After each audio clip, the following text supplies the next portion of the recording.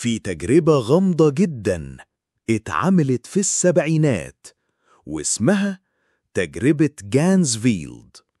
جابوا شخص وحطوه في غرفة معزولة تماما، غطوا عينيه بنص كورة بينج بونج وسلطوا عليه ضوء أحمر وشغلوا في ودنه صوت ضوضاء ثابتة.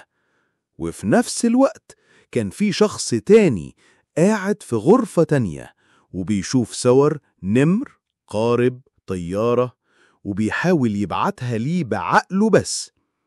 المفاجأة اللي في العزلة بدأ يوصف نفس الصور، قال شايف مركب في بحر، وكان التاني بيتفرج فعلا على قارب. هل دي صدفة ولا فعلا في حاجة اسمها تخاطر عقلي؟